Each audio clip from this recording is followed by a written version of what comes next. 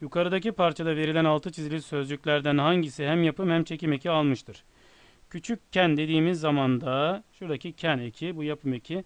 Evimizin dediğimizde evimiz, bizim evimiz iyilik eki, in ise tamlayan eki. İkisi de çekim eki.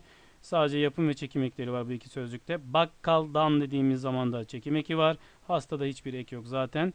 Yalvarma dediğimiz zaman da yapım eki. Lar ise çoğul eki yani çekim ekidir. Dolayısıyla 5 yani E şıkkı doğru cevaptır.